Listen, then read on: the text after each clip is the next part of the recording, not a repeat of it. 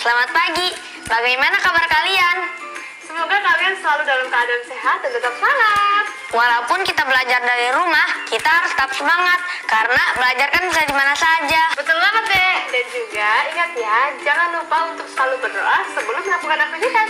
Kak, itu udah apaan sih kak? Rame banget.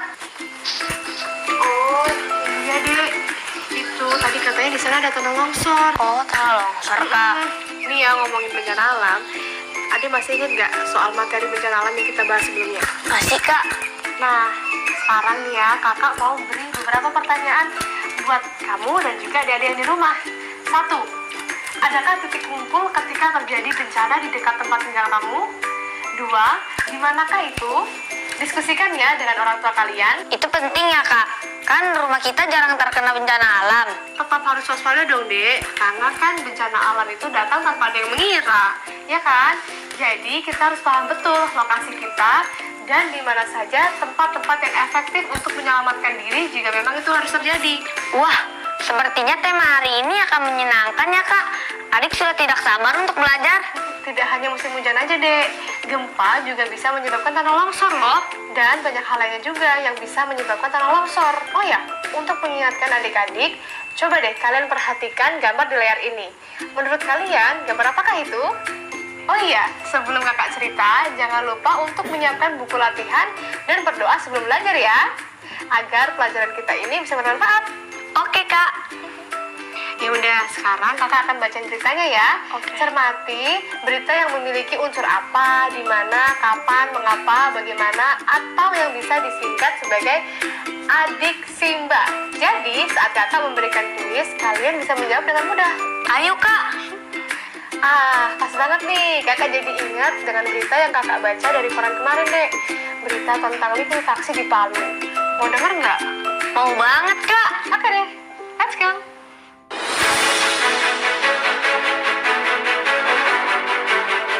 Gempa bumi kembali mengguncang Palu, Sulawesi Tengah pada tanggal 28 September 2018 dengan kekuatan magnitudo sebesar M7,4. Akibat gempa yang terjadi di Palu tersebut, daerah Petobo, Palu Selatan mengalami likuifaksi.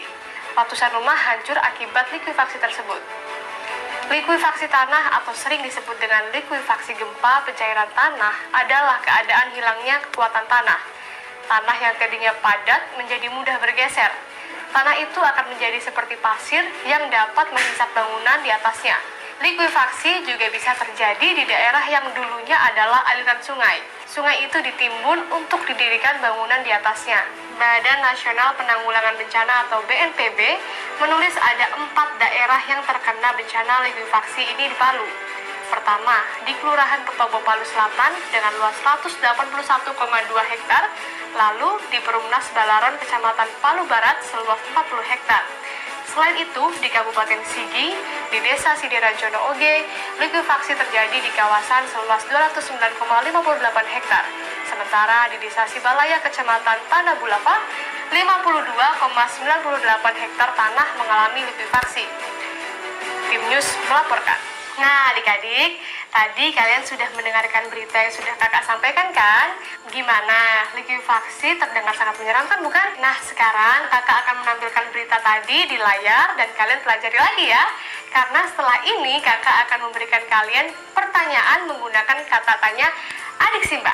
Adik Simba itu apa, di mana, kapan, siapa, mengapa, dan bagaimana. Kalian bisa sekali berlatih bersama dengan orang tua di rumah ya. Nah, gimana nih adik-adik? Sudah baca dengan jelas kan beritanya? Oh iya, untuk adik-adik di rumah, kakak juga ada pertanyaan nih. 1. Apa yang terjadi di Palu? 2. Kapan peristiwa gempa itu terjadi? 3. Daerah mana likuifaksi terjadi? 4. Mengapa itu bisa terjadi? 5. Bagaimana agar hal itu tidak terjadi lagi? Gimana? Kalian ingat kan? Kakak kasih waktu 1 menit ya untuk menjawab.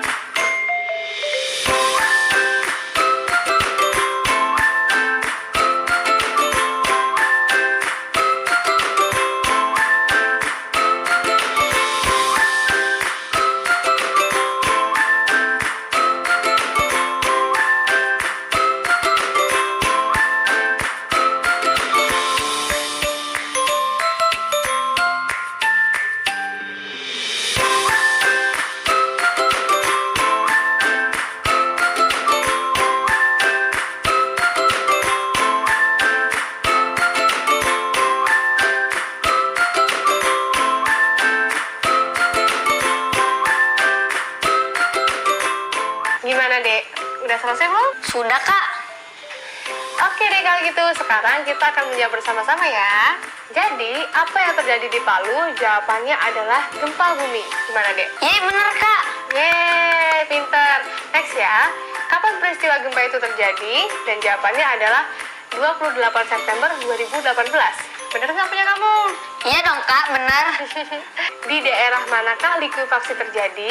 Jawabannya adalah daerah Petobo Palu Selatan, Perumnas Balarua Palu Barat, Kabupaten Sigi, Desa Sidera Jono Oge, Desa Sibalava, Kecamatan Tanam Bulava.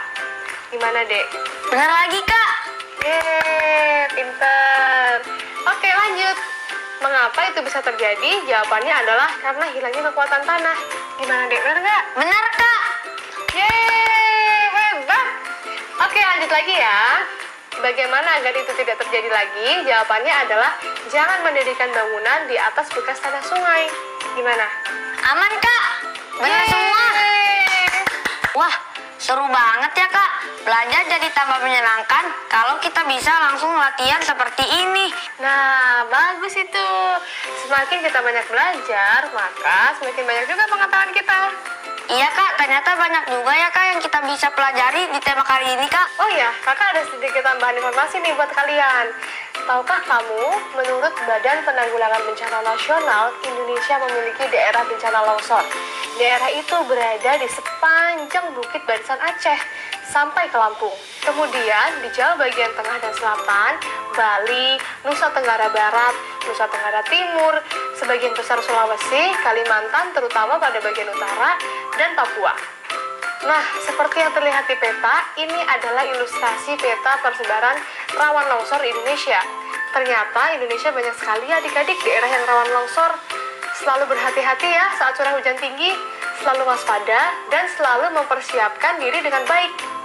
Iya, Kak. Ternyata Indonesia memang rawan akan longsor ya. Kita harus selalu menjaga diri kita sekarang.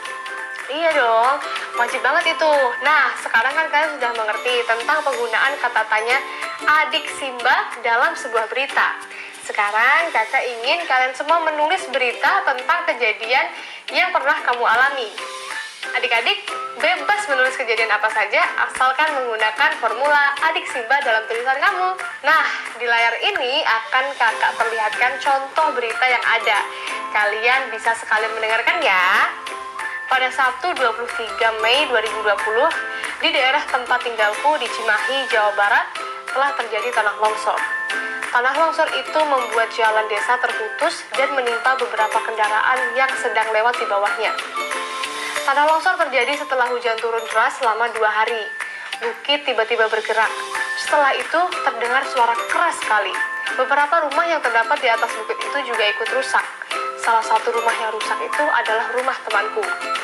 Nah, di sini ada tabel yang memperlihatkan bahwa berita di atas bisa mendapat informasi yang lengkap dengan menggunakan adik Simba. Contohnya, terjadi tanah longsor adalah unsur apa? Di Cimahi, daerah tempat tinggalku adalah unsur di mana? Pada hari Sabtu, tanggal 23 Mei 2020 adalah unsur kapan? Salah satu rumah yang rusak adalah rumah temanku adalah unsur siapa? Tanah longsor terjadi setelah hujan deras adalah unsur mengapa. Bagaimana adik-adik? Sudah paham kan? Nah, sekarang giliran kalian membuat karangan masing-masing ya. Mintalah bantuan orang tua kalian jika kalian mengalami kesulitan. Siapa, Kak? Ini, Mama nyuruh aku buat ingetin kamu untuk jangan lupa makan. Tuh. Loh, ini tulisan apa, Kak? JNGN, MKN, UTK. Mama ngomong apa sih, Kak? Oh iya, kamu pasti belum mengenal penyingkatan kata ya, Dek ya? Penyingkatan kata. Jadi gini, Dek. Ada banyak singkatan atau kata baru yang biasa dipakai ketika menulis. Singkatan ini digunakan agar lebih cepat menulisnya. Namun, tidak semua singkatan dimengerti oleh orang lain yang membacanya. Misalnya nih, rumah biasa disingkat RMH, makan biasa disingkat dengan MKN. Nah, singkatan itu bukan kata baku, Dek. Jika kamu ingin menulis pesan kepada orang yang lebih tua, sebaiknya kamu menggunakan kata baku ya, adik-adik. Udah paham kan sekarang? Paham sih, Kak, tapi aku baru sadar kalau kata-kata itu bisa disingkat biar nulis pesannya tidak panjang-panjang ya, Kak. Nah, bener banget. Itulah kegunaannya, Dek. Kakak sekarang akan kasih contoh lain nih. Bisa kalian lihat di layar ya. 1. Abi gak pernah jalan-jalan ke kebun binatang bersama keluarga. 2. SKRNG Ani punya teman baru di sekolah. 3. Sejak KMRN Ito sakit perut dan belum sembuh. 4. Dito PNY sepeda baru hadiah dari kakek. 5. AQ punya tas sekolah besar warna biru. Aku masih bingung, Kak. Bisa jelaskan artinya gak, Kak? Jadi gini dek, GAK atau GAK itu artinya tidak. SKRNG artinya sekarang, KMRN artinya kemarin. Terus, kalau PNY itu artinya punya. AQ itu artinya aku. Emang sih perlu terbiasa dan latihan untuk memahami kata-kata singkatan seperti itu. Oke, Kak. Aku akan sering belajar kata singkat ini. Biar singkat kalau mengirim pesan. Tapi jangan disingkat ya kalau mengirim kepada ibu atau bapak guru. Pastilah, Kak. Mungkin aku akan coba sama kakak. Itu boleh banget kok. Dan adik-adik juga ingat ya, penyingkatan kata ini bukan kata baku. Jadi jangan gunakan saat menjawab soal di sekolah, oke? Adik-adik, jangan lupa untuk mencatat wacana yang kamu baca hari ini pada jurnal membaca mingguan ya. Sejak hari pertama, kalian sudah mengenal berbagai macam cerita dan informasi tentang gempa dan bencana alam. Jadi selalu diingat dan dicatat lagi ya.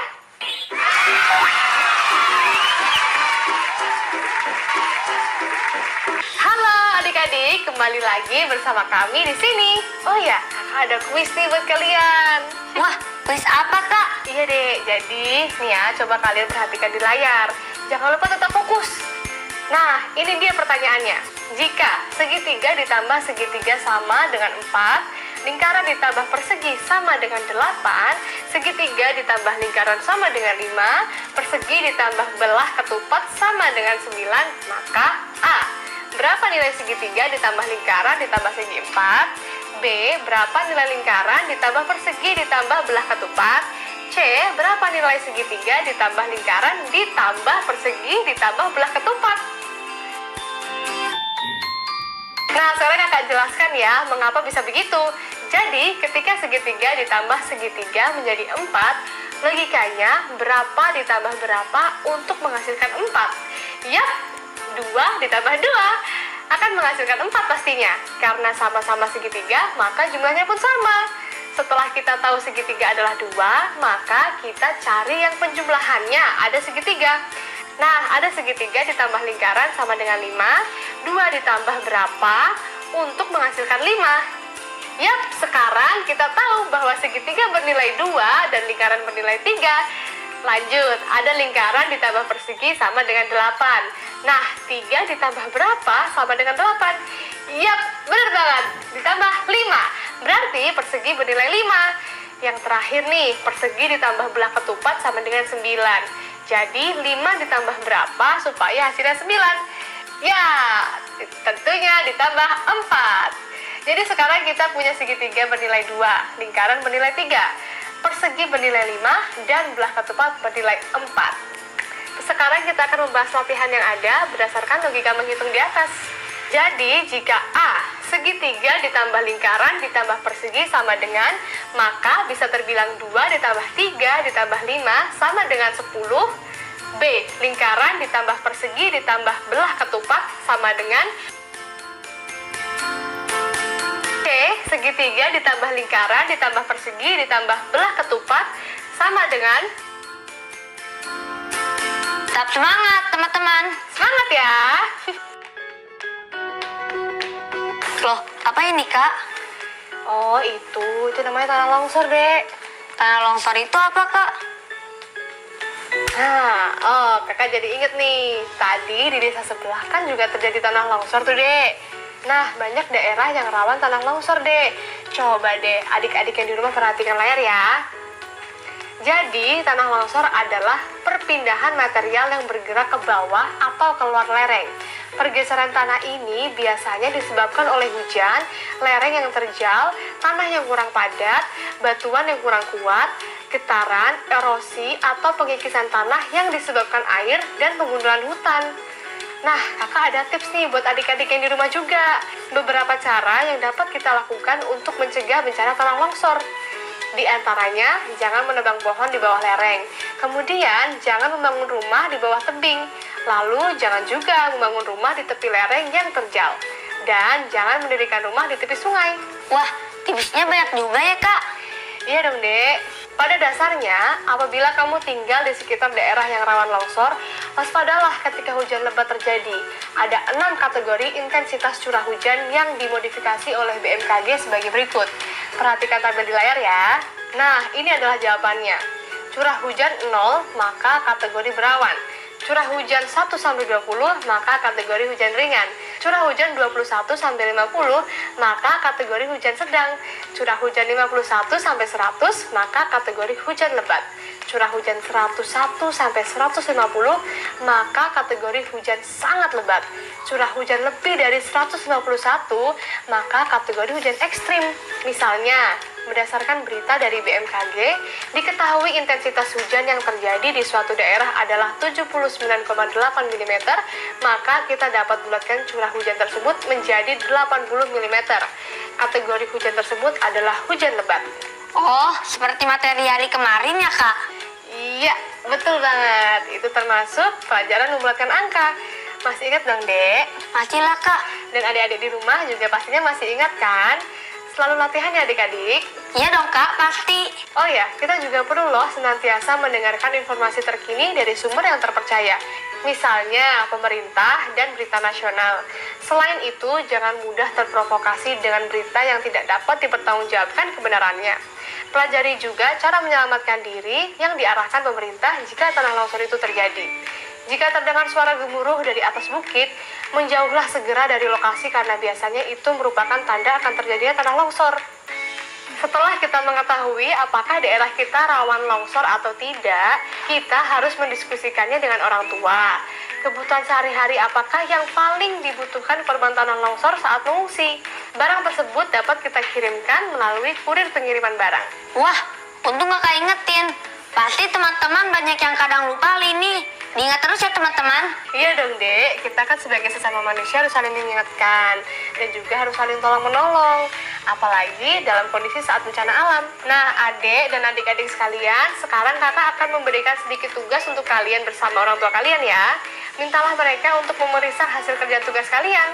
Jadi, tugasnya adalah melakukan pembulatan jika beratnya dalam bentuk desimal ya. Untuk kegiatan pengiriman barang, pembulatan kita lakukan ke atas.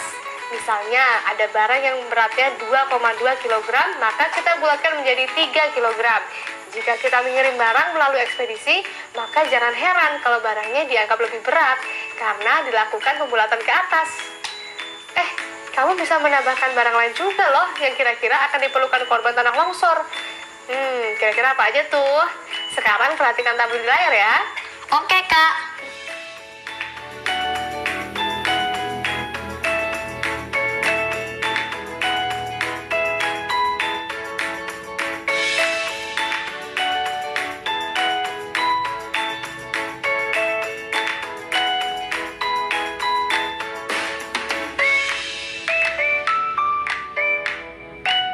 Jadi, setelah kalian membuat tabel seperti yang ada di layar, yang akan kalian lakukan selanjutnya adalah mengisi kolom yang kosong dengan pembulatan berat barang.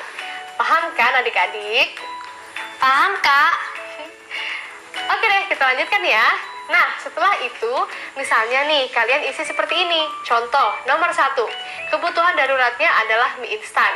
Kemudian, banyaknya 1 kardus. Berat bersihnya 4,4 kg. Pembulatan beratnya menjadi 5 kg. Nomor 2, kebutuhan daruratnya adalah beras. Kemudian banyaknya adalah 1 karung. Berat bersihnya adalah 14,9 kg. Pembulatan beratnya menjadi 15 kg. Nah, contohnya adalah seperti itu. Sekarang kalian jawablah tabel seperti pada di layar ya. Wah, setelah ini kita akan lebih memahami kebutuhan korban longsor ya. Kita jadi akan lebih peka nantinya dan mampu berpikir cepat bagaimana cara kita menyelamatkan diri jika terjadi longsor di daerah kita. Iya, Kak. Adik juga merasa terbantu dengan tabel ini.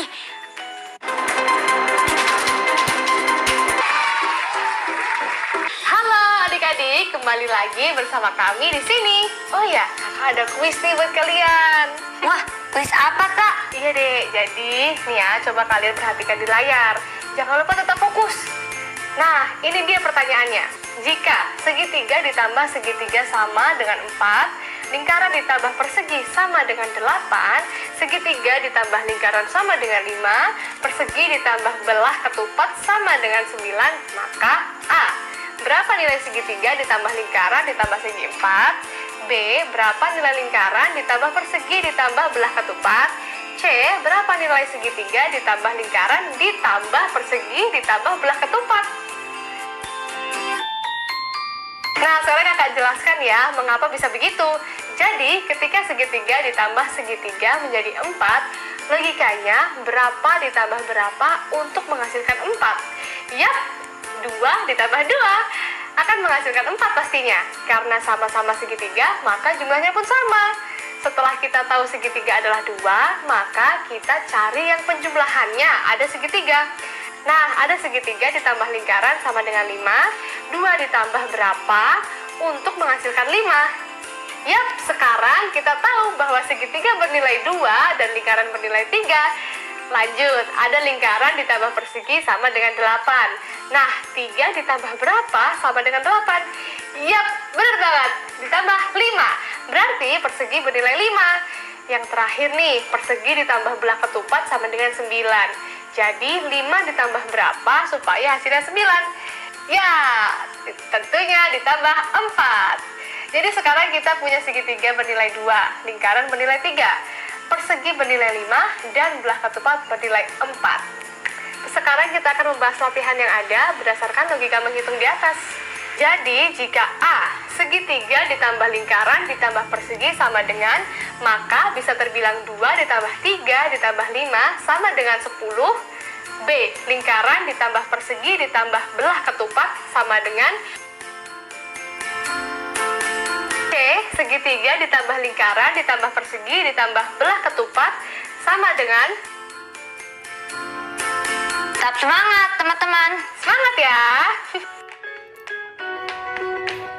Loh, apa ini kak? Oh, itu namanya tanah longsor, Dek. Tanah longsor itu apa kak?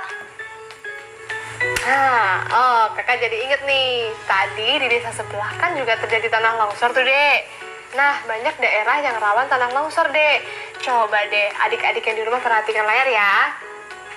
Jadi, tanah longsor adalah perpindahan material yang bergerak ke bawah atau keluar lereng. Pergeseran tanah ini biasanya disebabkan oleh hujan, lereng yang terjal, tanah yang kurang padat, batuan yang kurang kuat, getaran, erosi, atau pengikisan tanah yang disebabkan air dan penggundulan hutan. Nah, kakak ada tips nih buat adik-adik yang di rumah juga. Beberapa cara yang dapat kita lakukan untuk mencegah bencana tanah longsor. Di antaranya, jangan menebang pohon di bawah lereng. Kemudian, jangan membangun rumah di bawah tebing. Lalu, jangan juga membangun rumah di tepi lereng yang terjal. Dan jangan mendirikan rumah di tepi sungai. Wah, tipsnya banyak juga ya kak. Iya dong, Dek. Pada dasarnya, apabila kamu tinggal di sekitar daerah yang rawan longsor, waspadalah ketika hujan lebat terjadi. Ada 6 kategori intensitas curah hujan yang dimodifikasi oleh BMKG sebagai berikut. Perhatikan tabel di layar ya. Nah, ini adalah jawabannya. Curah hujan 0, maka kategori berawan. Curah hujan 1-20, maka kategori hujan ringan. Curah hujan 21-50, maka kategori hujan sedang. Curah hujan 51-100, maka kategori hujan lebat. Curah hujan 101-150, maka kategori hujan sangat lebat. Curah hujan lebih dari 191, maka kategori hujan ekstrim. Misalnya, berdasarkan berita dari BMKG, diketahui intensitas hujan yang terjadi di suatu daerah adalah 79,8 mm, maka kita dapat bulatkan curah hujan tersebut menjadi 80 mm. Kategori hujan tersebut adalah hujan lebat. Oh, seperti materi hari kemarin ya kak? Iya, betul banget. Itu termasuk pelajaran membulatkan angka. Masih ingat dong, Dek? Masih lah kak. Dan adik-adik di rumah juga pastinya masih ingat kan? selalu latihan ya adik-adik? Iya dong kak, pasti. Oh ya, kita juga perlu loh senantiasa mendengarkan informasi terkini dari sumber yang terpercaya. Misalnya pemerintah dan berita nasional. Selain itu, jangan mudah terprovokasi dengan berita yang tidak dapat dipertanggungjawabkan kebenarannya. Pelajari juga cara menyelamatkan diri yang diarahkan pemerintah jika tanah longsor itu terjadi. Jika terdengar suara gemuruh dari atas bukit, menjauhlah segera dari lokasi karena biasanya itu merupakan tanda akan terjadinya tanah longsor. Setelah kita mengetahui apakah daerah kita rawan longsor atau tidak, kita harus mendiskusikannya dengan orang tua. Kebutuhan sehari-hari apakah yang paling dibutuhkan korban tanah longsor saat mengungsi? Barang tersebut dapat kita kirimkan melalui kurir pengiriman barang. Wah, untung kakak ingetin. Pasti teman-teman banyak yang kadang lupa ini. Diingat terus ya teman-teman. Iya dong dek, kita kan sebagai sesama manusia harus saling mengingatkan. Dan juga harus saling tolong-menolong. Apalagi dalam kondisi saat bencana alam. Nah adek dan adik-adik sekalian, sekarang kakak akan memberikan sedikit tugas untuk kalian bersama orang tua kalian ya. Mintalah mereka untuk memeriksa hasil kerja tugas kalian. Jadi tugasnya adalah melakukan pembulatan jika beratnya dalam bentuk desimal ya. Untuk kegiatan pengiriman barang, pembulatan kita lakukan ke atas. Misalnya ada barang yang beratnya 2,2 kg, maka kita bulatkan menjadi 3 kg. Jika kita mengirim barang melalui ekspedisi, maka jangan heran kalau barangnya dianggap lebih berat karena dilakukan pembulatan ke atas. Kamu bisa menambahkan barang lain juga loh yang kira-kira akan diperlukan korban tanah longsor. Kira-kira apa aja tuh? Sekarang perhatikan tabel di layar ya. Oke kak.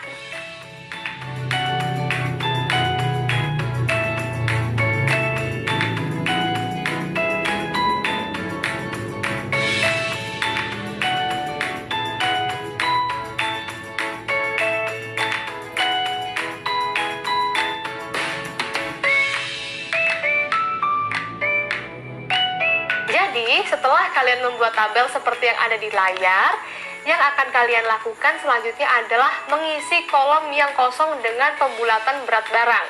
Paham kan adik-adik? Paham kak? Oke deh, kita lanjutkan ya. Nah, setelah itu, misalnya nih, kalian isi seperti ini. Contoh, nomor 1, kebutuhan daruratnya adalah mie instan. Kemudian, banyaknya 1 kardus. Berat bersihnya 4,4 kg. Pembulatan beratnya menjadi 5 kg. Nomor 2, kebutuhan daruratnya adalah beras. Kemudian banyaknya adalah 1 karung. Berat bersihnya adalah 14,9 kg. Pembulatan beratnya menjadi 15 kg. Nah, contohnya adalah seperti itu. Sekarang kalian jawablah tabel seperti pada di layar ya. Wah, setelah ini kita akan lebih memahami kebutuhan korban longsor ya. Kita jadi akan lebih peka nantinya dan mampu berpikir cepat bagaimana cara kita menyelamatkan diri jika terjadi longsor di daerah kita. Iya kak, adik juga merasa terbantu dengan tabel ini. Aku jadi bisa memilih kebutuhan darurat saat terjadi tanah longsor. Iya dong, kita kan harus pintar memilah-milah saat kondisi darurat. Nah, adik-adik jangan lupa kerjakan tugas ini ya. Tabel ini akan banyak membantu kalian nantinya. Nah, sekarang yuk adik-adik saatnya kita berlatih. Pasti sudah paham kan dengan apa yang kakak jelaskan tadi? Jelas kak. Oke, jadi sekarang kita kembali perhatikan di layar ya. Kakak akan memperlihatkan contoh latihan tabelnya. Nah, sekarang kita akan berlatih menjawab soal latihan dengan pembulatan. Jika bilangan desimal kurang dari 5, maka dihilangkan. Kemudian, untuk bilangan desimal yang sama dengan atau lebih dari 5, maka dibulatkan ke atas. Jadi, ini adalah data curah hujan di salah satu kabupaten di Indonesia pada tahun 2019. Tabel tersebut adalah tabel kategori intensitas curah hujan berdasarkan intensitas curah hujan. Seperti yang tadi kita kerjakan, namun versi lebih lengkap aja. Jadi seperti ini, kakak beri contohnya ya. 1. Bulan Januari rata-rata curah hujan mencapai 50,9 mm. Dengan pembulatan rata-rata curah hujan menjadi 51 mm.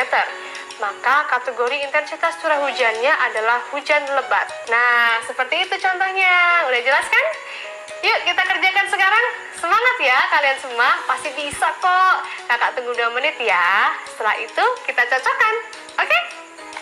Aku sudah selesai kak. Yuk mari cocokkan teman-teman. perhatikan ya. Kita mulai dari bulan Februari. Kalian bisa melihat langsung pada layar. Nah, ini adalah jawaban bulan Februari. Gimana? Bener nggak? Iya, aku benar, Kak. Yeay! Oke, kita lanjut berikutnya. Seperti ini jawabannya. Gimana? Iya, benar lagi, Kak. Yeay, hebat! Halo teman-teman, setelah mempelajari semua materi, jangan lupa untuk menuliskan kembali ya apa saja yang kalian pelajari hari ini di buku catatan kalian. Hari ini kita sudah belajar tentang penjelasan kalimat pertanyaan adik Simbah, memahami pemakaian kalimat pertanyaan adik Simbah, pengenalan penyingkatan kata, memahami tabel intensitas curah hujan BMKG, menjawab pertanyaan sesuai tabel dengan pembulatan angka desimal, memberikan kategori intensitas curah hujan yang tercantum di tabel. Jika mengalami kesulitan dalam menghafal atau memahami materi, mintalah bantuan dari anggota keluargamu untuk membantumu belajar. Tetap semangat, belajar dan tingkatkan ilmu. Tetap semangat ya. Terima kasih adik-adik yang sudah bergabung belajar bersama kami.